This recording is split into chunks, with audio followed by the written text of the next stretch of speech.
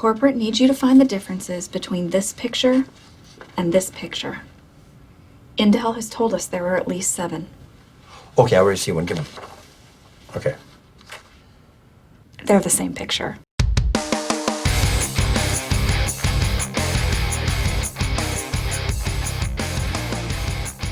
Hello, and welcome to another edition of the Sharma Show. Thank you very much for joining me today. Thank you very much for watching.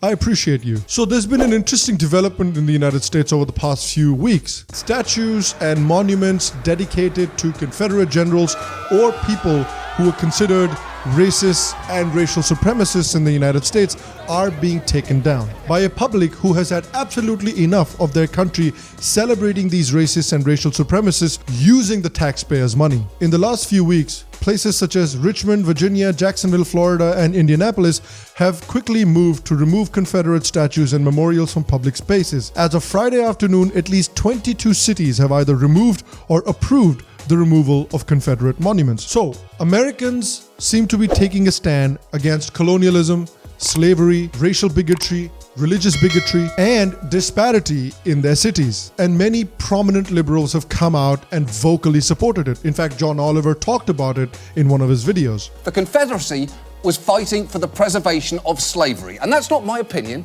that is just a fact. There are many ways that we know this. Slavery is mentioned in multiple states' declarations of secession, with Mississippi saying our position is thoroughly identified with the institution of slavery. The Confederate Constitution contains a clause enshrining slavery forever. And then there's the speech Alexander Stephens, the Confederate Vice President, gave in 1861, in which he articulated the basic principles for the Confederate nation.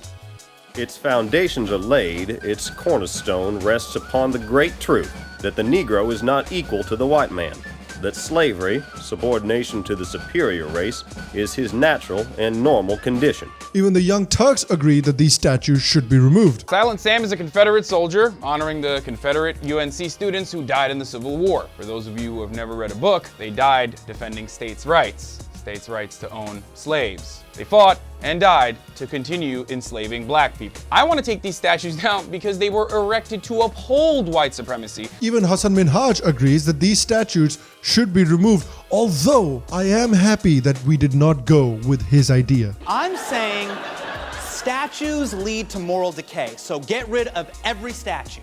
Well, I guess that would solve the statue issue in a way. No, it's not just statues. It is any visual depiction of people or animals. Issue here is the worship of false idols. Hasan, I told you once, and I'm going to tell you again, we are not doing Sharia law. I'm just saying, you got a statue issue, we got a solution. So, Islam's got all day. Really dodged a bullet there. You're serious? You don't know. Everybody knows you never go full Sharia.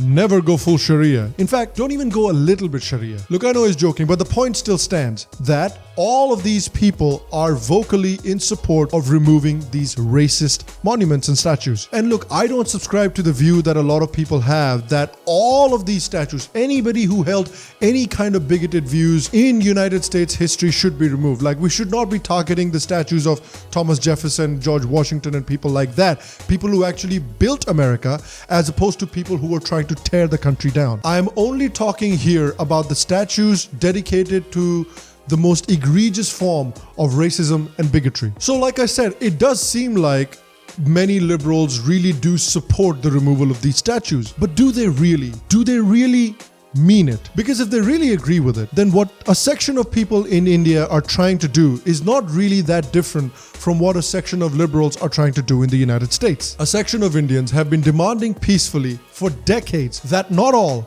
just the most egregious forms of colonialism, religious bigotry, and Islamic supremacy be removed, and a few of the Hindus' most sacred sites be renamed and returned to them. And yes, people will make the case that the Babri Masjid was demolished. Yes, it was demolished, and I do not endorse it. But it also happened after decades of the government and the Supreme Court not listening to the peaceful demands of the Hindus. This is the same thing that's happening in the United States right now. People have finally had enough of the governments and the courts completely ignoring their demands. And let's now take some examples to compare. Let's take the example of Columbus specifically. Columbus also participated in the slave trade in 1496, where he brought 400 slaves from Africa to Hispaniola, today's Dominican Republic. He also enacted policies of forced labor in which indigenous people were forced to work for the profits of European colonizers. As civil unrest grew in Hispaniola in 1498, Columbus responded by brutally killing natives en masse and later parading their dismembered bodies in an attempt to deter future rebellion. He's an asshole. So clearly, let's get rid of his statues, right? Judges? Let's compare that to India. In India, soon after the BJP, the Bharatiya Janata Party, came to power in Marxist-dominated Tripura, some overzealous and overexcited people pulled down a statue of Lenin, who was the leader of the Communist Party of the Soviet Union and, let me see here, oh yeah, a mass murderer. He had millions of people executed or jailed on his way to building the USSR. So that's fine to remove as well, right? Judges? What? Similarly, Babur was a foreign invader whose biography, the Baburnama, talks about how Muslim camps set up towers of the skulls of the infidels. The Baburnama similarly records bloody massacres of entire Hindu villages and towns by Babur. In fact, one of his generals, Mir Baqi, destroyed a temple and built a mosque on one of the most sacred sites to Hindus, the birthplace of Lord Ram in Ayodhya. So clearly, we should remove his statues too, right? Judges?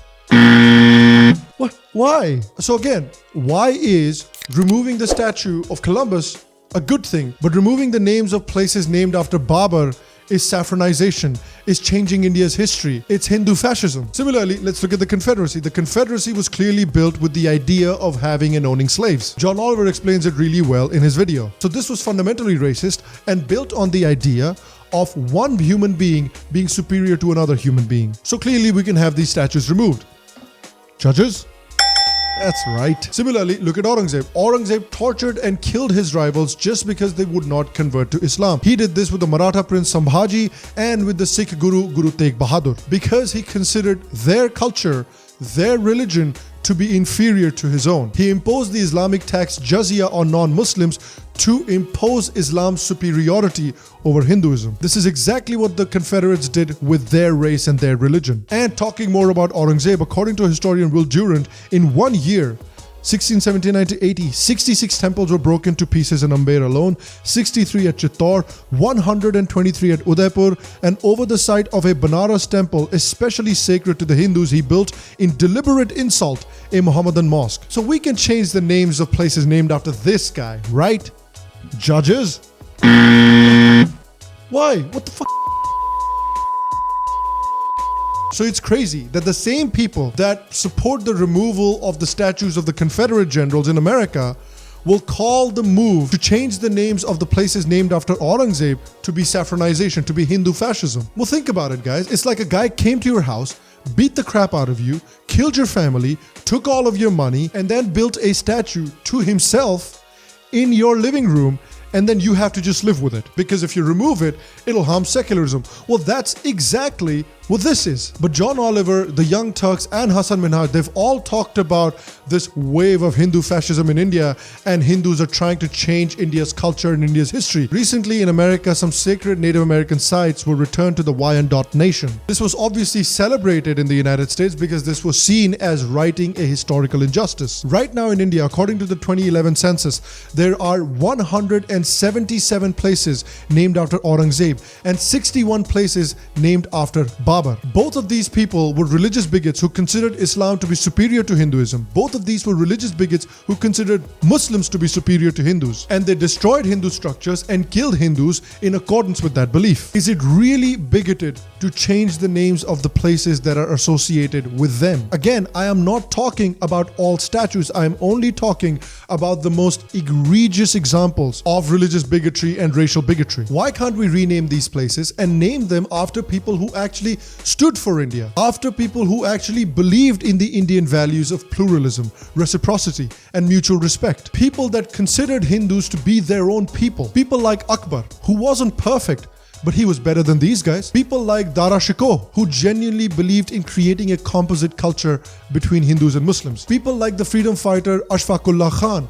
People like the freedom fighter Khan Abdul Ghaffar Khan. People like Arif Muhammad Khan, one of the few people who stood for the rights of Shah Bano when no other Muslim wanted to do so. He was one of the few people who stood for Salman Rushdie's right to freedom of expression. Why can't we change the names of these towns and these places after some of these people who considered all Indians to be equal, who considered all Indians to be their brothers and sisters? See, one of the fundamental features of racism and bigotry is having different standards for different people. That is exactly what we're doing right now. If you consider the move to remove the statues of racist Confederate Generals and Christopher Columbus in America to be a positive move, then we must also consider the moves to rename some of the roads, cities, and towns that are named after Aurangzeb and Babur to also be a positive move. And I want to ask you as well, do you agree with me or do you disagree with me that there are similarities between the calls to removing the Confederate statues in America and renaming the places named after people like Babur and Aurangzeb in India? Let me know what you think. Let me know if you agree or disagree in the comment section down below. Once again, guys, if you liked today's episode, make sure to leave a like, leave a thumbs up. It helps me out. It helps the channel out a great deal. If you like the Sham Sharma Show and if you'd like to support the Sham Sharma Show, make sure to click on the Patreon button in the description down below. Become a patron of the show. You'll get access to the WhatsApp and Discord servers of the show, and you will help me generate better quality and more content for you as well. And if you like the Sham Sharma Show, if you enjoyed today's episode, and if you haven't subscribed to the Sham Sharma Show English channel already, well, what are you doing? Button's right here, man. Just click on the button, make sure to subscribe, make sure to press the bell icon as well, and we have an episode here and an episode here that I'm sure you'll enjoy as well. Make sure to go check those out. I will see you for the next episode, and until then, stay happy, stay healthy, and I'll see you guys soon.